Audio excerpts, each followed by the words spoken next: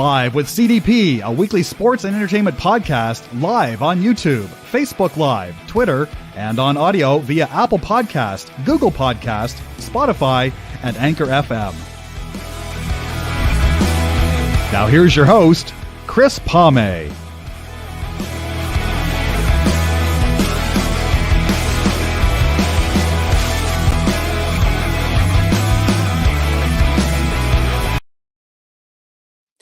Good afternoon, everybody. Welcome to Live with CDP Sports Talk, sponsored to you by Barry Cullen Chevrolet Cadillac, 905 Woodlawn Road West in the Guelph Auto Mall. You can check out barrycullen.com for their newest selections of used and new vehicles, or you can give them a call at 519-824-0210. Again, Barry Cullen Chevrolet Cadillac, Barry Cullen Chevrolet dealership, 905 Woodlawn Road West in the Guelph Auto Mall. And thank you so much for sponsoring Live with CDP Sports Talk as well. Good afternoon, everybody. Welcome to Live with CDP Sports Talk on this Monday, September 19th. And I'm looking forward to my guest today. My guest is going to be Ryan Levair. He is a longtime volunteer with Rogers TV here in Guelph. And we're going to talk to him about his career as a camera operator. And like I said, guys, just give me 1 second. I'm just having some technical issues here. So just give me 1 second. It does happen. So just bear with me. Oops. Okay. And 1 second, I'm going to bring Ryan on. But I've known Ryan for a couple years now since I started volunteering at Rogers TV. And Ryan has been doing it for 8 years as a camera operator. And he's also a huge Kitchener Rangers fan and also a pro wrestling fan. So just bear with me. And I'm going to bring on my guest, Ryan Levair, on season 4, episode 31 of Live with CDP podcast. Good afternoon, Ryan. How you doing? Unfortunately, I can't hear you. I can see you, but I can't hear you. I can't hear you. There's no audio. I can see you. I can see you, but there's no. Do you hear me now, or? Yep. I got you. I got your audio. Okay. Yeah, it's just one of those days. Sometimes you do have technical glitches there, or sometimes when I'm on a podcast, I'll stumble over words and stuff like that. So it does happen. There's no such thing as a perfect podcast, or even with TV and radio. And I'm sure you've seen it with your 8 years with Rogers TV as a camera operator. Things don't always go smoothly. No, especially like with the Rangers, we have to use the roaming, which when we first started using it, we had a lot of issues with that. Definitely. So how are you doing? I'm doing good. A little tired from work, but this is something new. I'm looking forward to it.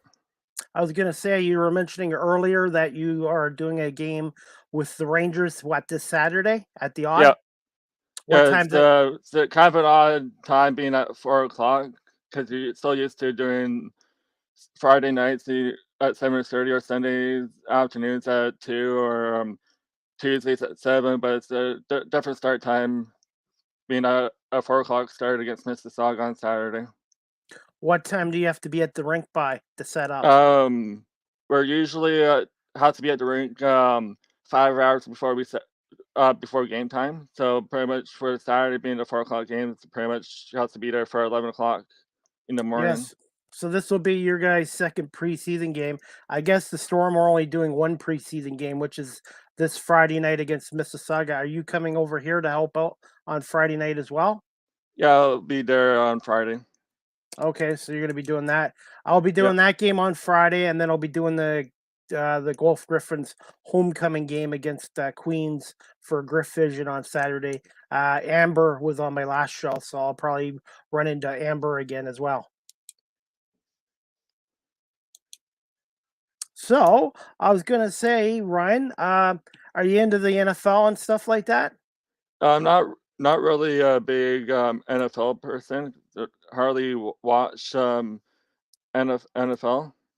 Okay, you're more of a hockey. I have covered it for Rogers, but never really watched it on TV. Okay, so you're more into hockey and pro wrestling then? Yeah, then even basketball too. Okay, and basketball is not that far away either. With the NBA training camp, I think opens up in October, beginning of October. I think so. I'm not too sure. Definitely. Now, are you a Kitchener Waterloo's Titans fan as well? Um, Do you yeah, follow I them? have been to some of their games. I guess I can say I'm a bit of a fan of them. Yeah. Okay. I was going to say, we'll get to some questions, Ryan. The first one I want to ask you is, can you tell my audience just a little bit about yourself? Well, pretty much grew up in Kitchener. Kitchener, I've stayed in Kitchener my whole life. I pretty much grew up playing sports my whole life, where I kind of split my time between hockey and baseball. But then probably like about 5 or 6 years ago, so I stepped away from baseball because I just don't have the passion for it anymore. But I've been sticking to it with playing hockey. Then because of my passion with hockey and all that, so that's why I kind of got into doing Rogers and covering hockey a lot. I was going to say, where did you attend school, Ryan? And did you have any mentor or mentors when you were in school or when you got out of school? Um, well, pretty much once because first when I was in high school, I started volunteering for Rogers. Then I instantly knew this is what I wanted to do for a career. So then I ended up going to Conestoga College in 2015. Was there for 2 years, and then pretty much just um, went through schooling and all that. And that's pretty much where I left off. Still looking to get into the field to do broadcasting. Okay. Who were some of your professors at Conestoga College? Um, Trying to remember. One was Paul Sanders, who's one of my Okay. teachers. There's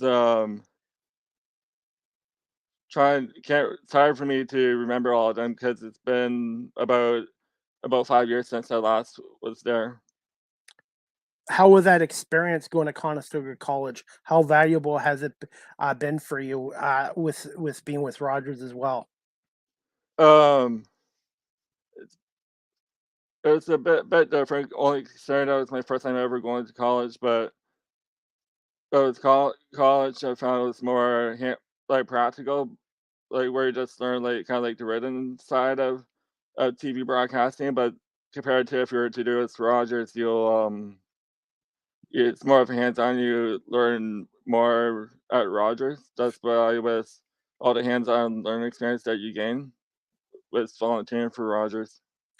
Well, see, what I'm trying to do is get into radio, and I've talked to a number of people about going back to school, but they're telling me I'm not against school, but they said, why waste $25,000 when I'm doing all the schooling myself with my podcast show, my freelance media work, and also volunteering with Rogers. I'm hoping to learn more with Rogers as well. So I'm not against school or anything like that, but I'm doing it a little unconventional way, the way I'm doing it, but yeah, just being with Rogers has been a big help as well, and in doing this show as well. Okay, leads to my next question, Ryan. Just wanted to ask you this one: how did you end up coming about volunteering with Rogers TV 8 years ago? And do you remember your first event? And were you a little bit nervous doing camera work the first time for them? Um, well, because pretty much I didn't really know what I want to do for a career until I was in grade 11. Then I wanted to start volunteering, like come to Rogers as a co-op student. But then, like my co-op teacher at the time wouldn't allow me and all that. But so I ended up applying to become a volunteer for Rogers in 2014, and I didn't really start doing any productions until 2015, which my first production was the Kitchener Ranger game in January of 2015, and then I pretty much been with Rogers since then, and I've enjoyed every single minute of it. Who was your first producer? Do you remember? My first producer was Steve Gibson, who Okay. unfortunately is no longer there, but he does come out at times. Okay, and who was the volunteer coordinator when you went there? Was it Jordan Gruber? Was Jordan there at the time, or was it somebody before Jordan? There was somebody before Jordan. I can't remember the name, but no, Jordan was the second volunteer coordinator that I've been with since joining Rogers. Yeah, because I had Jordan and now Patty Bernardi has taken over and stuff like that. But overall, when you first started, did the guys make you feel part of the team right away? And was it a good experience getting in there as a new person right away? Yeah, pretty much when I first started, everybody's welcoming. Kind of like helped show me the ways, and especially like with Steve Gibson, he pretty much trained me before I even started doing production, so he taught me a lot over the years since I known him and started it, and then pretty much now I find myself helping new volunteers to come on and help them and them like get adjusted and used to pretty much the fast-paced environment that you get with covering OHL hockey. I was gonna say, in your time, Ryan, 8 years as a camera operator, which sport is the most difficult one to cover? Is it hockey, the OHL, or is it something else that's even harder than hockey to cover? Um, well, since pretty much because I've not grew up around hockey my whole life, so hockey is the easiest, but the hardest sport to cover is lacrosse, only because it's white netting and like a white ball. So at times you don't even know who has the ball. It's kind of tough to guess who has it. Good point there, because I just did my first lacrosse game with Rogers about 3 weeks ago at Six Nations, and it's a fast sport, but it's harder. I think you're right than hockey because that little white ball moves around pretty quick, and they all have white nettings. So I tend to agree with you on that. Um, what are your favorite events? What have you been? I'm gonna reward this. What have you been your favorite events to do camera work so far in your time with Rogers TV? Well, obviously hockey is at the very top of the list, but also like another thing would be during wrestling only because like you're constantly moving around and trying to get the best shot and angle that will help like showcase like what the wrestler is doing and help engage the audience who could be watching at home on TV. And then I'll say like a few times of doing like baseball, it's kind of like a different experience because you kind of not really m- a lot of action, but at least it kind of like it's easier for new people to kind of get adjusted to covering sports before they get into hockey if they haven't watched hockey before. What do you like the most about being a camera operator? And obviously, you've helped me a few times. Does it really give you a good satisfaction when you help somebody that's brand new coming into the Rogers TV as a volunteer and helping them out and showing them what to do and stuff like that with your experience? Yeah, it's been good. Pretty much kind of gives you a different perspective, especially like when you go to watch sports and TV. So you always, especially I kind of find with me, I every time when I watch something on TV, I always look at the camera work, see how it is.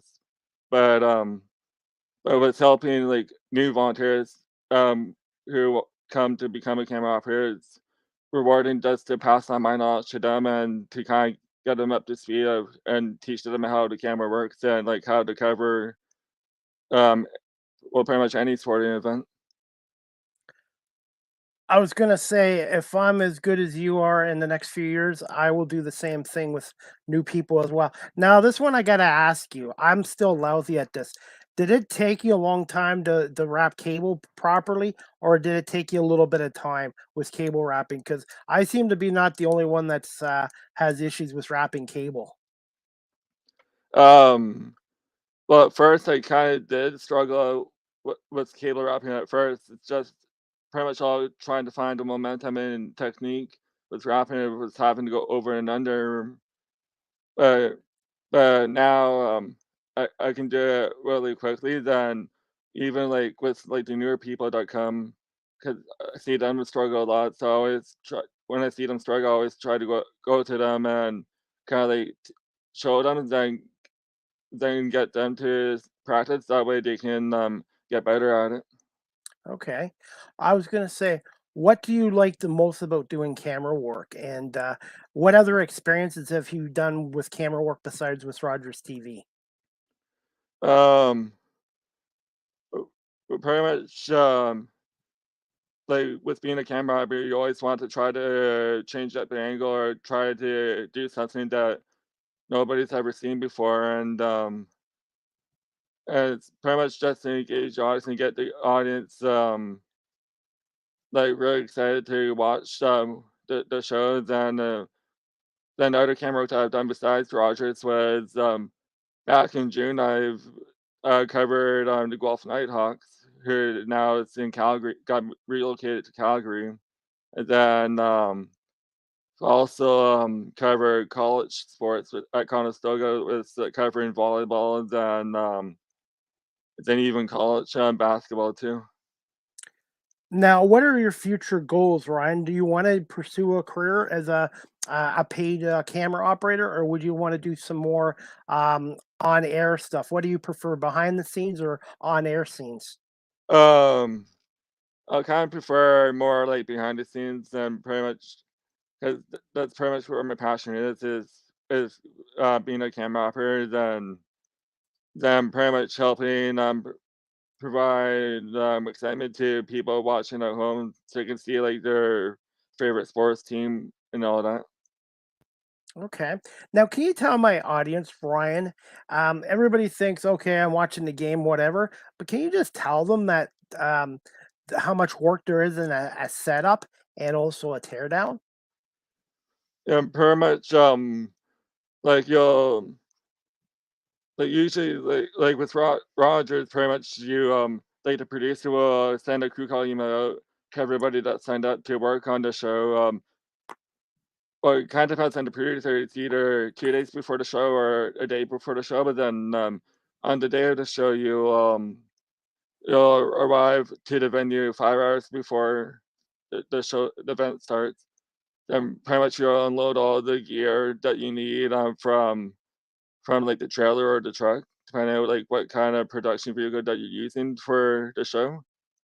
Then you'll bring all the gear into to the venue. Then you start setting up. Then once you get everything all set up, uh, you always have to make sure everything is working properly. That's pretty much why you have to be there 5 hours before, just in case of if something isn't working. At least you'll have time to fix it before the event starts.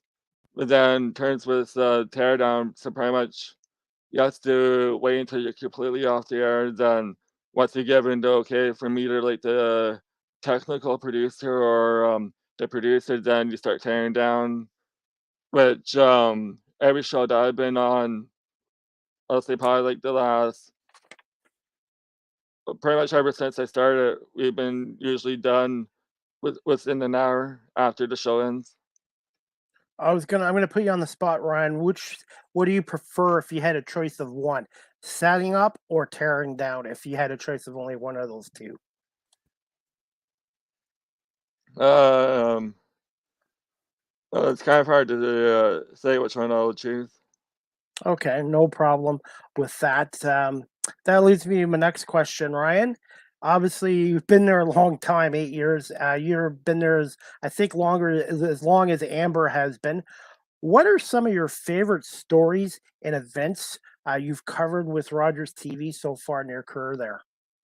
Well, one story was back in I think it was 2015. Well, pretty much I was during my first year. We're covering a Ranger game when they're playing Mississauga. Then also next thing you know, the power goes out, which I'd never experienced before. Then because all of a sudden like we're covering the games, and all of a sudden next thing you know, everything does goes completely pitch black. But then one thing I remember from that day is that fans that were around the Zamboni entrance at dawn, they're put on their flashlights on their phone and helping the players in Mississauga get off. And uh, then Honestly, hockey is my favorite event to cover, but also like we've done wrestling down in Guelph, and even that we have done in Kitchener. Those two are pretty much my top two favorite events that I've covered. And then another story would be from my time with Rogers was don't remember the exact year, but there's one producer that I worked with in Guelph. It's pretty much a couple producers before Neil became producer for the Guelph Storm. But pretty much I ended up sneaking into graphics. I ended up adding an extra credit, but hit it so well where the producer at the time didn't even see it, and he ended up putting the extra credit I made on there, which was funny that he didn't even notice it until it went on there. Then another memory would be just from this past year, my camera partner up in the booth. I ended up wrapping up his camera and his well, because that dog used to swing seat, so I ended up wrapping up his camera and chair with caution tapes, and I had a sign put up on his camera saying "out of order, thanks management." That's pretty much been some stories and memories that I've had so far that I'm working on planning on doing another prank with somebody, but I can't go into detail about what I'm doing or who I'm doing it to or when it's going to happen. You're just going to have to wait and find out when it does happen. Okay, I was gonna say, and thoughts on some of the producers you've had over the year. Obviously, Neil White recently, Adam, Robert. So, just thoughts on some of the producers you've had over the years with Rogers TV. Um, well, obviously, the first producer I ever worked with, Steve Gibson. He's by far my favorite producer that I've worked with. Worked with over my time with Rogers. Then also with Rangers, I've been lucky enough to only have been with two producers with Steve Gibson and even Adam.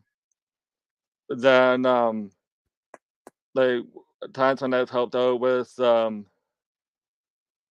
Gulf Storm, think I've been with I think about four or five different producers with helping out with the Gulf Storm.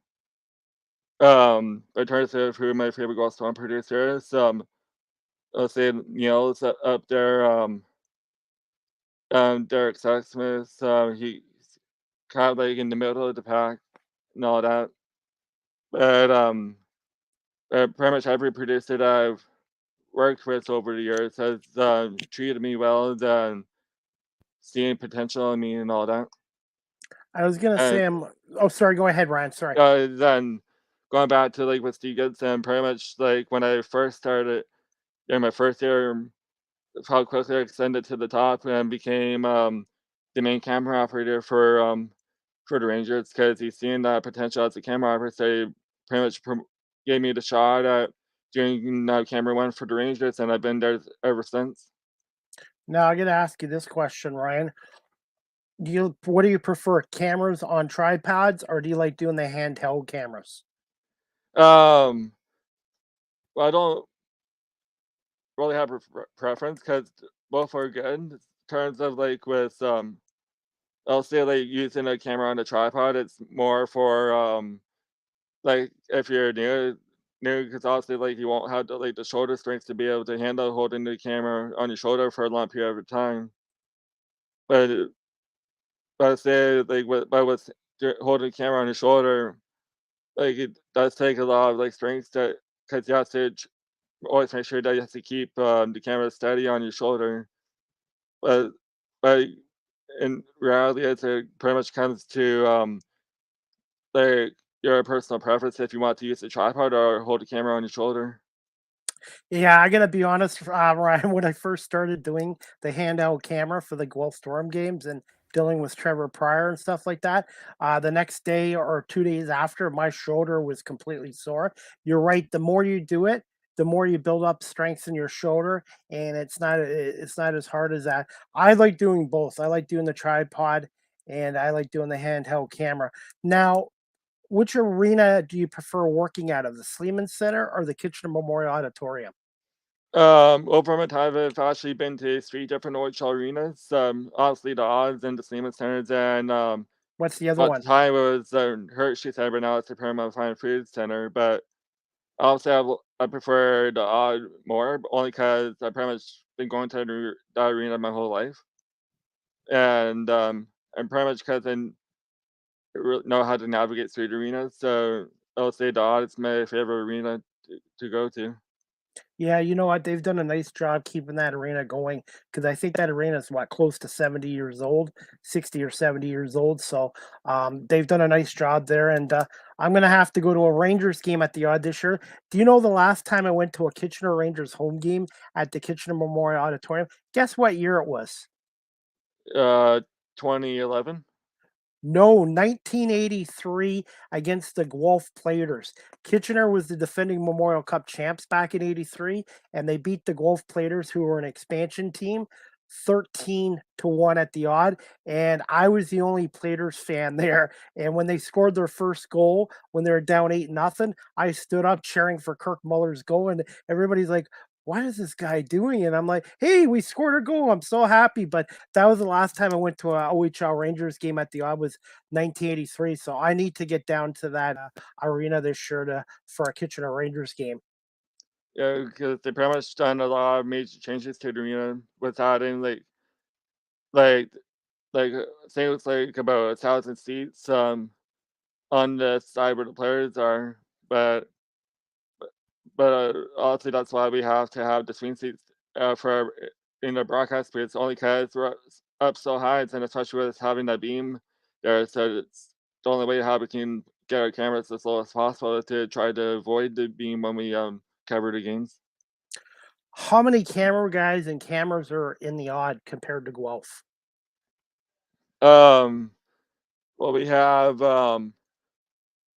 cameras 1 to 2 in the booth. We have, a PTZ camera, like, pretty much like a robo camera hanging down from the ceiling, for our commentators. We have a couple overhead cameras, above each net. Then we have, a high flash camera that's kinda, like, in its own little area, kinda, like, away from everybody. Then we have, obviously, our 2 corner cameras. Then we also have a camera, in between the benches to allow us to get shots of, like, the coaches either for the Rangers or for the visiting team. Okay. And I was going to say, leads to my next question, Ryan. Got to ask you this. What are your thoughts on this 2022-23 Kitchener Rangers team and with Mike McKenzie going back to being just a general manager and they brought in a new coach, I believe his name is Chris Dennis. What are your thoughts on this 2022-23 Kitchener Ranger team and do you think they could be a contender this year in the Western Conference? Um, I think, like, this year's Rangers team is, well, obviously, because they had a major upset to the London Knights in the first round last year in the playoffs. So, since because we have a lot of returning players like Reid Vlad, Matthew Saw, Joseph Serpa, and, um, and especially, like, with, the coach resume that Chris Dennis has, with winning like, taking York University from being the worst hockey program, to being a championship, then, especially, like, with a lot of, like, the new guys that they have brought in, like, Thomas Hamara and all that. Uh, I think that the Rangers could be a contender as long as, like, build off continued momentum that Mike McKenzie, gave them after pulling the upset over London last year in the playoffs. And then from when I went to, their training camp, game last month, um like, a lot of, like, the returning players and even, like, some of the new players who obviously made the team, looked impressive, but I'd say that, especially with, like, our goaltending with, Parsons and Vandenberg, I think because obviously Parsons is our clear-cut number one goalie for this year. So I think, especially with his experience that he got last year, especially with Pablo Chai getting injured and he had to step in and all that. I think the Rangers could be a scary team to play against this year, and as long as they put on the pressure and keep on dominating, I think the Rangers could probably finish within the top four in the Western Conference this year. Yeah, because I was going to say the Kitchener Rangers haven't won an OHL championship since 2008. So it's been a while in Kitchener. Like, obviously, it's hard to win Memorial Cups and OHL championships, but for a team with as rich a history of the Kitchener Rangers, 2008 is the last time. So I imagine the fans in Kitchener are starting to get a little impatient and want to see this team get back to what Ranger fans are used to, competing for the conference championship and OHL championship and getting back to a Memorial Cup as well. Yeah, because the last time that the Rangers came close to winning to playing came close to the Memorial Cup was 2018 when they made it all the way to the Western Conference Finals against the Sioux, but ended up losing the Game 7, which I think like he could have won that series if Giovanni Smith never got suspended in that series. But even like before like the pandemic back in 2019, the Rangers had a solid team, which I think they could have went all the way if the season never got canceled. That's true. You just don't know. You never know. So I was gonna say, Ryan, you've been a lifelong Kitchener Rangers fan, I'm assuming. Yep. What has been your favorite Kitchener Memorial? What has been your favorite Kitchener Ranger memory? And who are some of your favorite all-time Kitchener Ranger players? Um, I'd say probably like my like favorite memory with the Rangers. It's obviously when they pulled the upset last year in the playoffs against London, which pretty much, let's say every OHL fan was happy about that. Well, except for the London fans who weren't too happy about it. But even like when they came close in 2018 to going playing for the OHL championship, that's another good memory.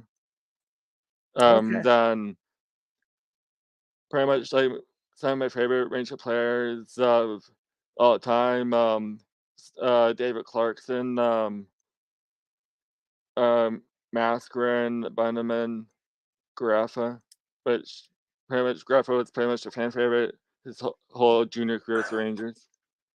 Then and then with current Ranger players that are on the team this year, one will be Serpa, Sop, Pinelli, Footlad, and then even Parsons.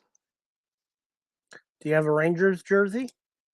I fortunately don't have a Rangers jersey, but the only thing that I have like as a memory as memorabilia from the Rangers is pretty much like sweaters and then hats. That's pretty much been it.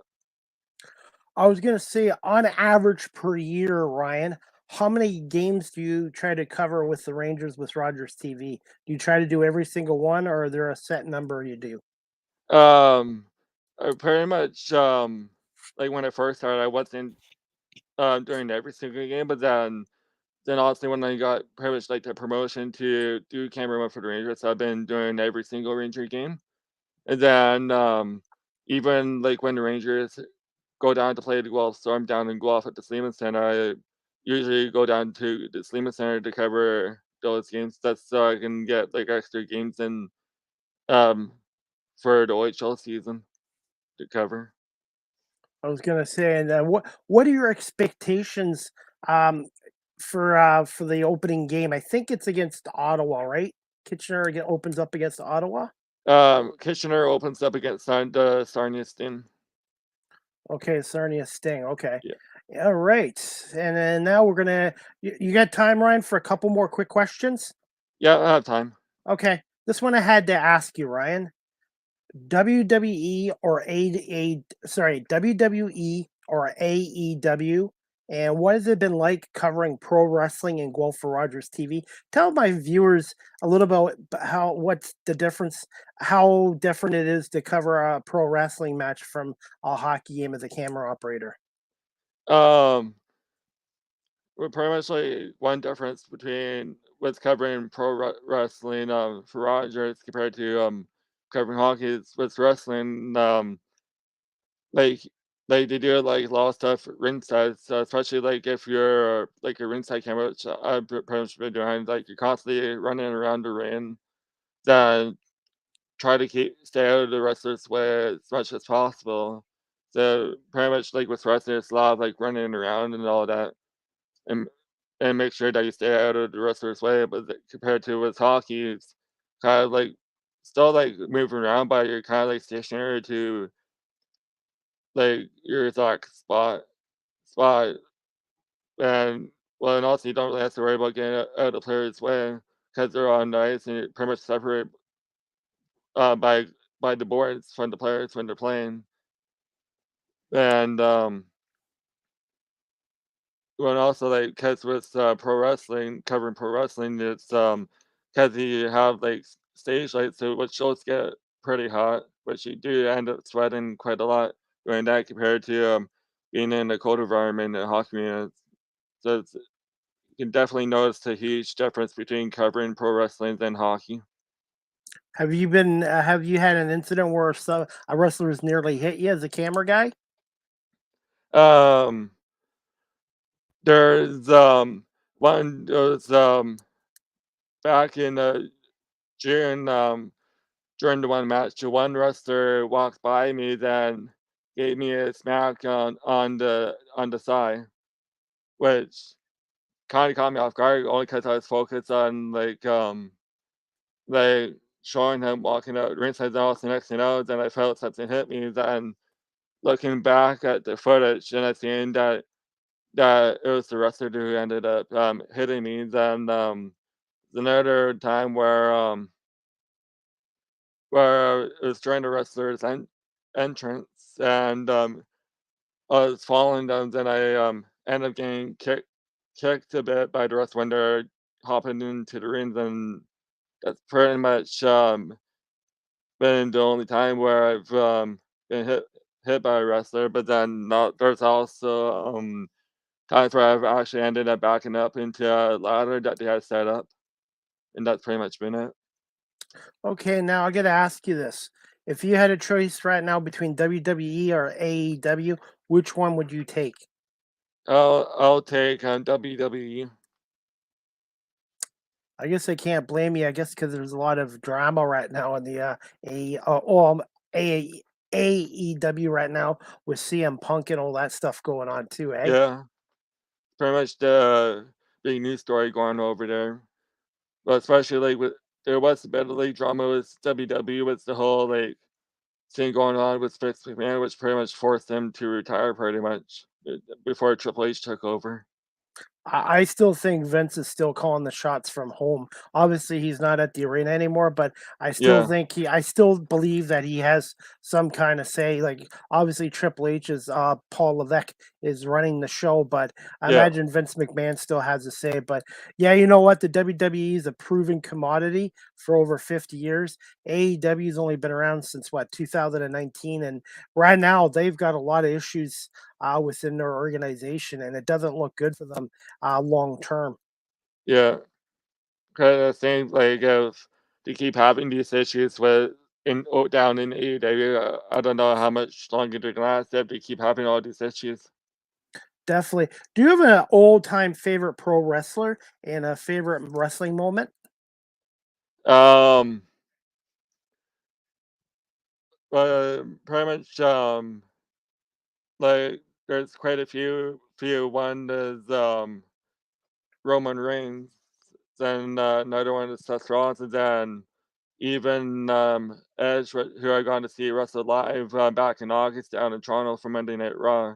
It's pretty neat experience to get to see Edge wrestle in person, like the type of career that he's had. That's awesome. And I think he's retiring next August for good. So I think I'd like to try to see him as well. I haven't been to a live pro wrestling card in a while, but I've been doing a crossbody pro wrestling out of Cambridge lately, and they do a really good job there.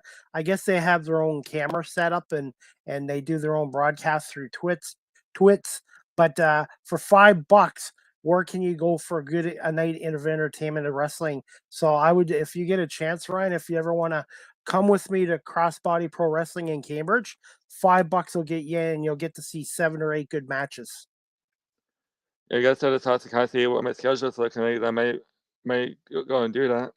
Yeah, definitely. I'll be in touch with you on that because I actually do some live interviews with them as well, with the wrestlers and the owners and stuff like that, and they do a really good job. And it's a fun night out. And everybody knows wrestling is scripted and all that, but people don't realize these guys, the guys and the girls, they have to be athletic.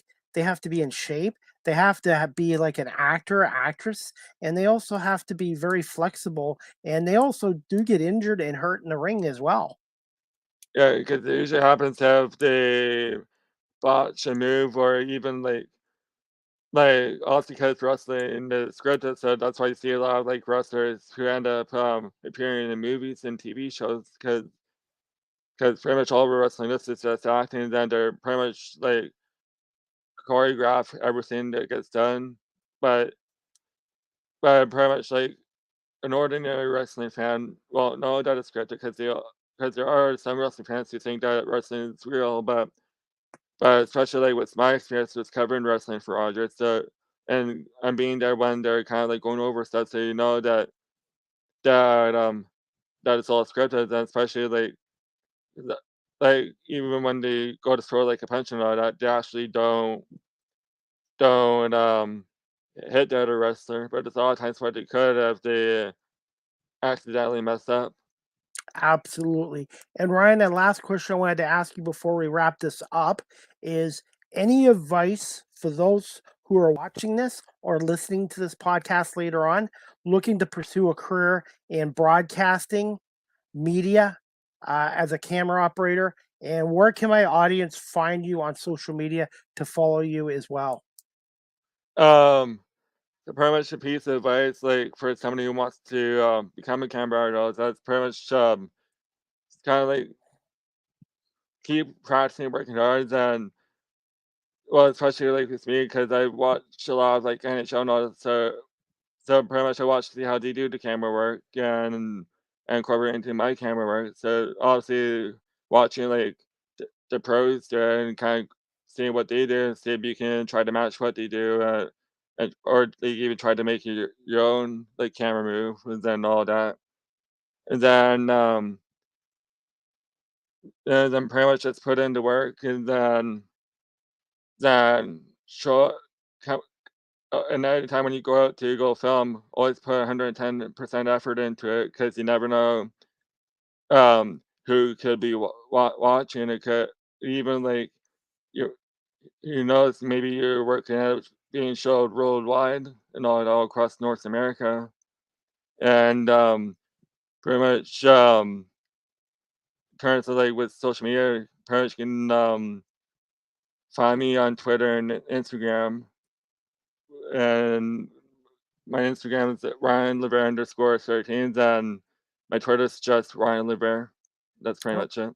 Okay. Well, Ryan, I want to say thank you so much for coming on season 4, episode 31 of Live with CDP Sports Talk tonight. This is my 196th episode since the pandemic started in March of 2020. And I want to say thank you so much again for coming on. And thank you for also helping me out a few times when I've been with Rogers TV. I'm still learning about camera work and also teardown. And one thing I got to work on is the cable wrapping. I admit I'm not very good at cable wrapping, so that's something I would like to improve upon on in the next 6 months as well. Yeah, pretty much it just takes time and practice because the same with everybody. As long as you keep on doing it and putting the work in to try to get better at like, cable wrapping, no, that they'll get it in no time and to become a pro at doing it. Okay. Well, again, Ryan, I really appreciate you coming on tonight, and I look forward to working with you Friday night at the Sleeman Center for the Storm game against the Mississauga Steelheads at 7:30, and even learning a little bit more from you as well. And hopefully, we'll see you at a wrestling card at the end of September or maybe October, either in Guelph or Cambridge. But if it's in Cambridge, I'll be in touch with you and see if you can come with me and check out Crossbody Pro Wrestling as well. All right. Okay, well, you have a great night, Ryan, and we'll see you Friday night at the Sleeman Center. See you then. You too. Good night, Ryan. Thanks for coming night. on. Good night. Again, guys, thanks to Ryan Levair for coming on. You can follow Ryan on Instagram and Twitter at Ryan Levair. And also, guys, if you're interested in volunteering with Rogers TV, you can check out www.rogerstv.com, and there is a page on their website for applying to being a volunteer with Rogers TV as well. So if you want to get into the broadcasting industry and learn about camera work and on-air work, or anything about to do with broadcasting media, I would check out rogerstv.com and fill out the volunteer application as well, which I did actually 3 years ago. September 2019, Jordan Gruber, who is a guest on my show, gave me an opportunity on here as well. And it was through Steve Fay from the Guelph Nighthawks back in July of 2019. So hard to believe I've been with Rogers for 3 years now, but I lost maybe a year and a half during the pandemic as well. But again, guys, check out rogerstv.com, and you can also follow Ryan on Twitter and Instagram at Ryan Levair as well. And just to let you guys know, Live with CDP Sports Talk is sponsored by a Barry Collins Chevrolet dealership at 905 Woodlawn Road West in the Guelph Auto Mall. Please check out barrycollin.com for their newest selections of GM vehicles, both new or used, or give them a call at 519-824-0210. And like I do with all my podcast shows, guys, just to let you know, Live with CDP podcasts, the audio version is downloaded to Google Podcasts, Anchor FM, Apple Podcasts, Breaker, Pocket Casts, Radio Public, Spotify, Castbox, and LinkedIn as well. And I want to let you guys know I have another show coming up. Just give me 1 second. My next Live with CDP Sports Talk, sponsored by Barry Collins Chevrolet, is going to be Tuesday, September 21st at 3 o'clock with my guest, Daniela Ponticelli. She is a pre- and post-game host on 620 CKRM in Saskatchewan for the Saskatchewan Roughriders of the CFL. She's also their sideline reporter as well. And Daniela is also their sideline reporter, and she's also the play-by-play announcer for the Regina Rams college football team in the province of Saskatchewan as well. So I'm really looking forward to speaking to Daniela Ponsilli tomorrow as well. And she was a sideline reporter with the Saskatchewan Rush of the National Lacrosse League in 2018 and 2019. So yeah, I'm looking forward to speaking to Daniela tomorrow at 3 o'clock Eastern, 1 o'clock Saskatchewan time, and talking a little bit about the Saskatchewan Roughriders with her, a little CFL with her, a little bit about the Regina Rams, and about her broadcasting career in radio and TV in the province of Saskatchewan as well. So really look forward to that, and hope you guys can tune in to Live with CDP Sports Talk tomorrow at 3 o'clock with Daniela. And then Wednesday at 2 o'clock, I have the general manager and head coach of the basketball leagues, Albany Batoons, Will Brown, coming on and talking about his career in coaching and college ball with Albany, and then making the adjustments to the basketball league last year with the Albany Batoons, and get his thoughts on the arrangement with the National Basketball League of Canada and the Basketball League in the States for the next 10 years as well. So I hope you guys can tune in to tomorrow on Wednesday's show here. I'm looking forward to my guest Daniela on Tuesday, and then Will Brown on Wednesday as well. And also, guys, just to let you know, Live with CDP Sports Talk, the audio version is being now heard in 19 countries across the world. Also, just to let you guys know, tonight I am doing a Philadelphia Eagles post-game show on Twitter Spaces. Twitter Spaces is on my Twitter page at Chris D. Palme. It's a live audio show, and I'm going to be talking about and breaking down the Eagles-Vikings game tonight, which starts at 8:30 from Lincoln Financial Field, the main prime time game tonight with Joe Buck and Troy Aikman. The other Monday night game is the Tennessee Titans Buffalo Bills at 7:15 at Highmark Stadium in Orchard Park with Steve Levy doing the games. This week, guys, for my picks, so far 14 games. I had 8 games right and 6 wrong. And my final 2 games tonight, I got the Titans over Buffalo 21-20 on a last minute field goal. And I have the Eagles beating the Vikings 24-23. So we'll see what happens tonight. So I'm going with Tennessee and Philadelphia to win their games tonight. But I hope you guys can tune into my Twitter page at Chris D. Palme around 11:15, 11:30 tonight. And I'm going to break down the Eagles-Vikings game on Twitter Spaces on the Philadelphia Eagles post-game show by CDP as well. And before I wrap this up again, guys, you can check out my website, beacons.ai/Chris D. Palme. All my social media work is on there, all my social media pages, YouTube channel, everything. If you want to check me out on beacons.ai/Chris D. Palme as well. And before we go, guys, I just wanted to show something quickly. Bills Mafia loves Josh Allen, okay? But look at this. Best winning percentage of quarterbacks drafted since 2020. Tula is 652 winning percentage, 15-8 as a quarterback for the Miami Dolphins.